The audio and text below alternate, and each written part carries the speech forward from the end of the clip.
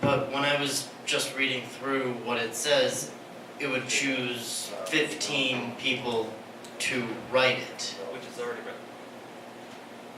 But they won't take that. It's not already written. They're going to choose the language in which it's written. And now I will admit they have a vested interest. I'm a little sketchy on that and not too happy about it. But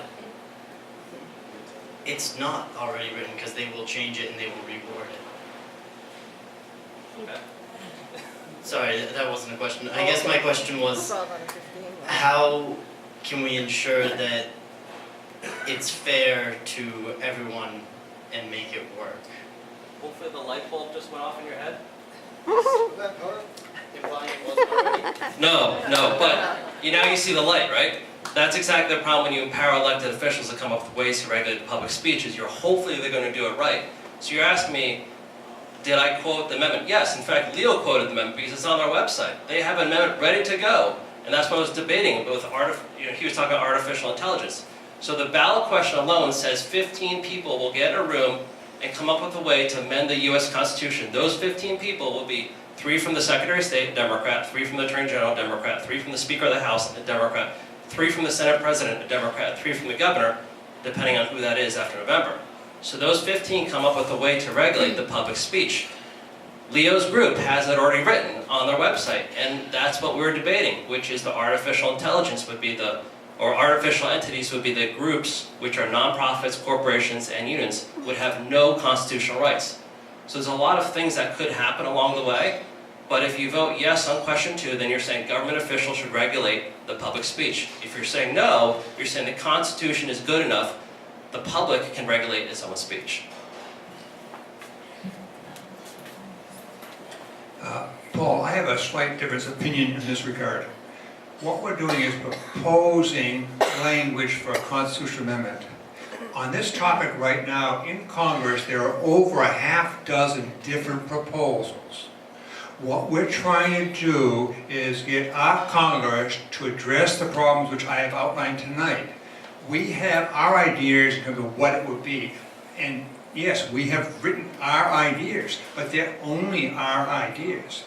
And once Congress proposes what the amendment should be, it then goes out to the 50 states. And 38 states have to ratify it and say, yes, we want this to be the Constitution of the United States. It's not merely the 4 Democratic state officials that happen to be sitting in Boston right now.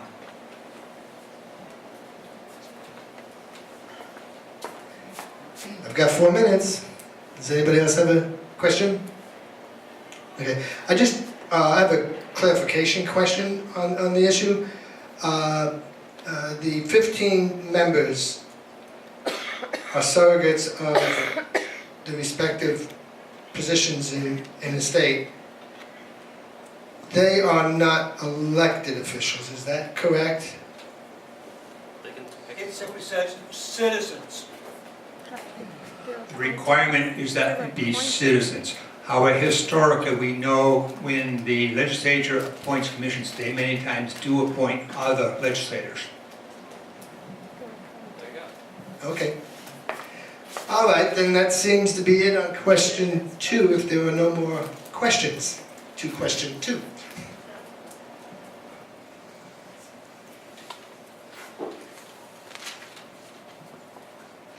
Now we're up to question 3.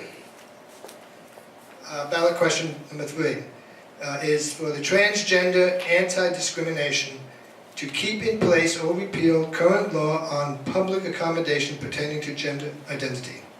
The yes speaker is Ken Tarr. Ken Tarr has been a resident of North Reading for over 30 years. He is the general manager of a manufacturing company where he has been employed for 39 years.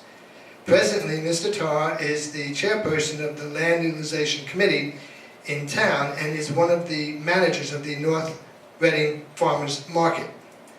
He is also the proud papa to 7 grandchildren, one of whom is transgender. Please welcome Ken Tarr.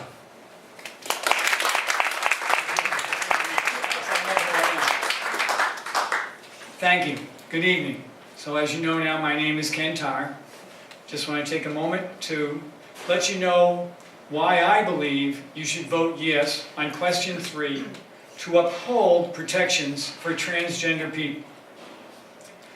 First off, I was going to tell you a little about myself, but Jeff kind of covered that pretty much. In addition to all of that, I've also been working in North Reading Youth Soccer for over 20 years.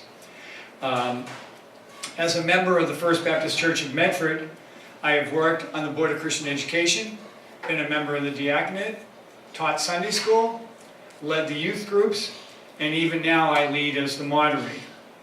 So, and as Jeff said, I'm also known as Papa to 7 grandchildren, one of whom is transgender. So how does all that get me here? It doesn't. 10 years ago, I would have come to a forum like this looking for information because I didn't understand what it meant to be transgender.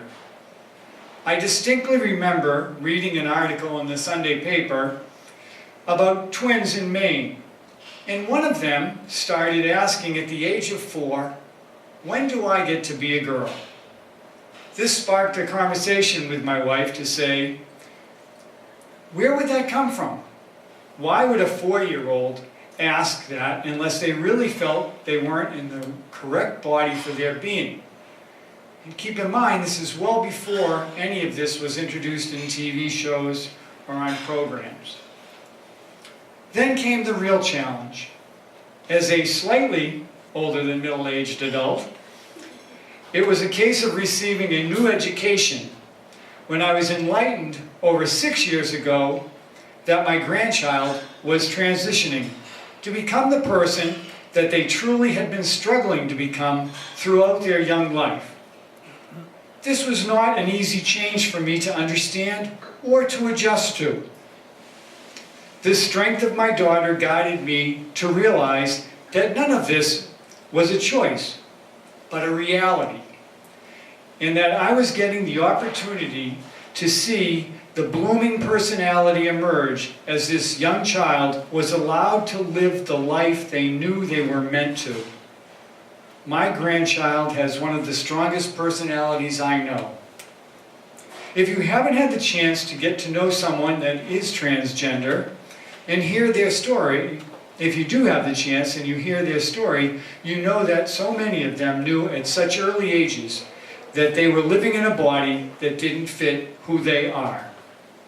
Question 3 on this year's ballot is about upholding protections for transgender people from discrimination in public places.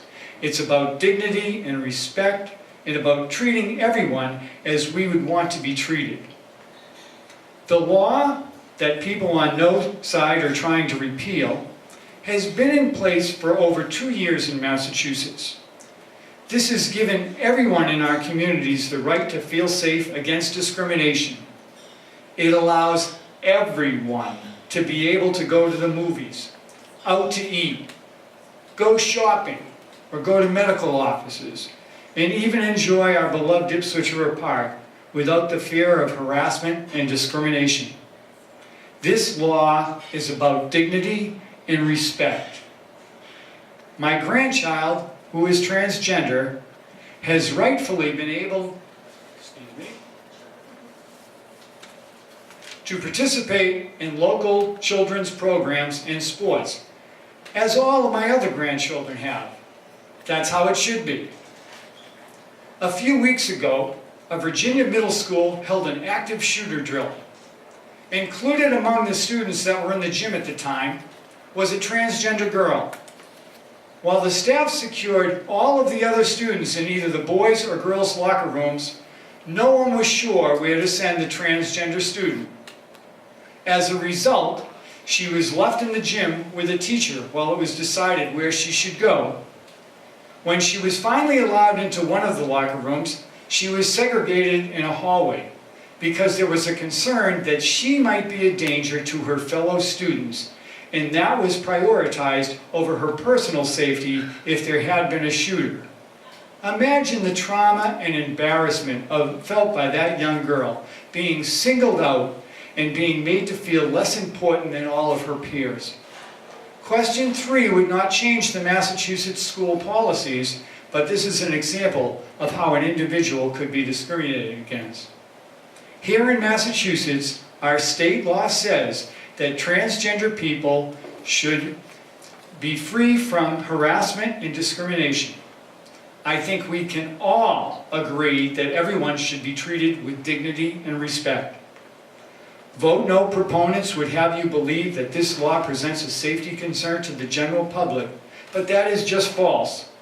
They are using the same scare tactics and ads as they did before the bill was passed by a supermajority bipartisan vote by the Massachusetts legislature. In the 2 years since, there has been no uptick in safety incidents. Groups like Massachusetts Chiefs of Police Association and the Massachusetts Major City Chiefs Association have endorsed GS-on-3 because they know that it is important to keep these protections for transgender people in place. A crime is still a crime, and nothing about these protections changes or diminishes that. Laws protecting transgender people from discrimination have been in place for a longer time in places like Boston, Medford, and Worcester, with no increase in public safety incidents in the restrooms. For the past 7 years, students have been able to use the bathroom that matches their gender identity. Here in North Reading, there have been no problems, and when it was put on the school committee agenda, a group of high school students arrived to deliver a message signed by students supporting the state law that upholds protections for transgender people. I am voting yes on 3. I know that it will keep everyone in my family safe, my wife, my 3 daughters, and all of my 7 grandchildren. On October 11th, women in Massachusetts made their voices heard at an event to launch the Not in My Name campaign to debunk the scare tactics around protections for transgender people.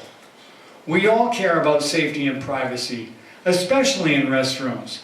Nothing about non-discrimination protections puts anyone at risk.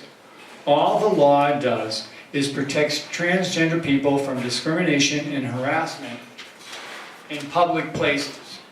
That is why 50 of the state's leading sexual assault and domestic violence prevention groups support GS-on-3 to uphold these basic protections for transgender people in public places. Hundreds of businesses, large and small, have endorsed GS-on-3.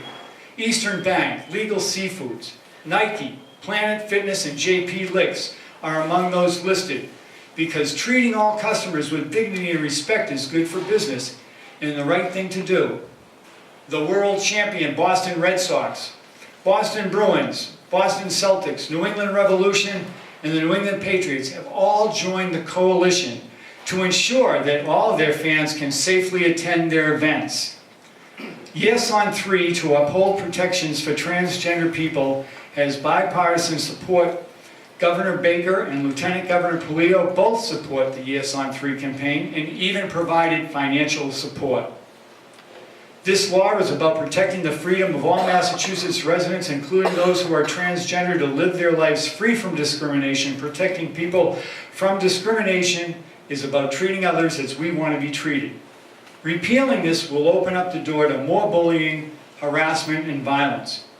Yes is positive, no is negative. If there is anything we can all use in our lives now, it's more positive. Be positive, vote yes on 3 for dignity and respect for all.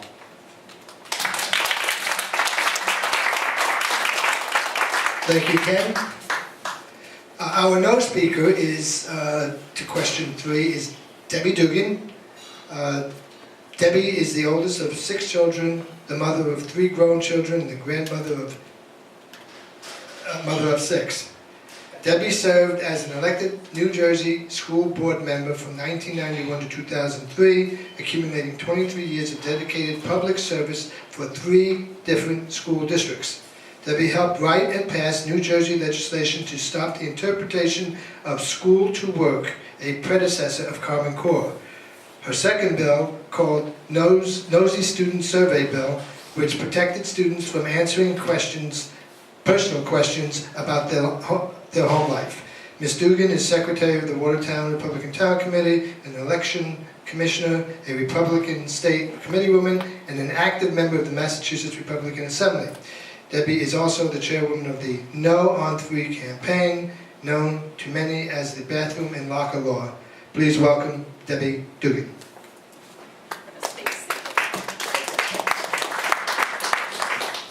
I hope you'll excuse me not standing up, but it's been a very busy week and it's only Tuesday night.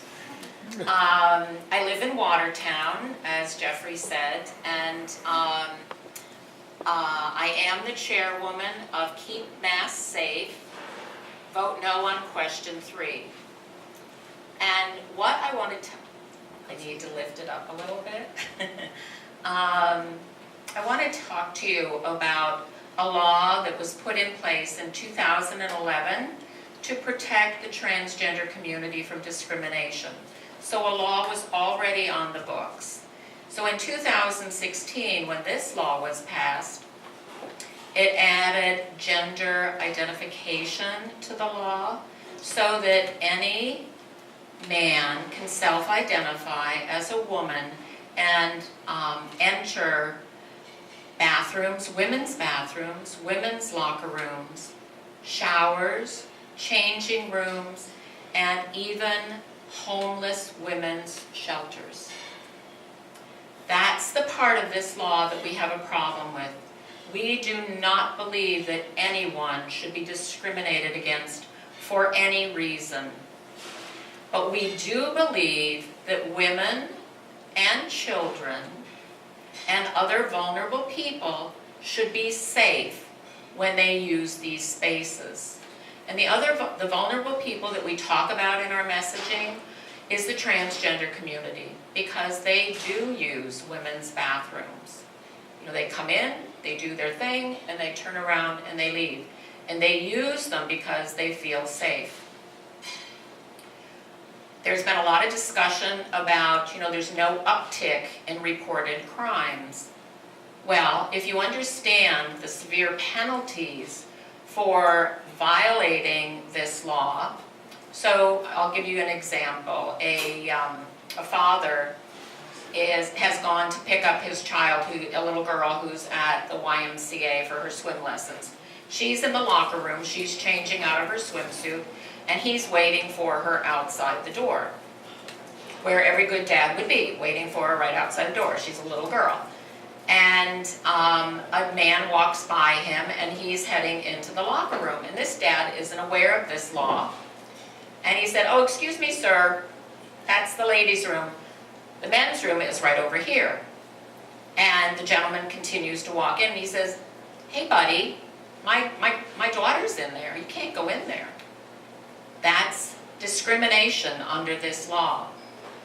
Individuals and businesses can be fined upwards of $50,000 for multiple offenses, for instance, in a business, or they can go to jail for a year.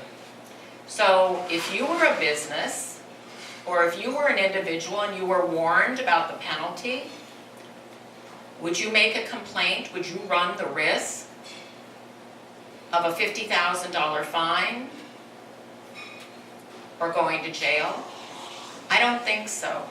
But let me tell you about an incident that occurred 2 weeks ago today. It happened in Woburn at the Target. A mother and her 3 children were shopping there, and the little 10-year-old girl had to go to the bathroom. The family goes to Target frequently, it's their store, and the mom said fine. The little girl walks off and goes into the ladies' room in the Target, and a man followed her in.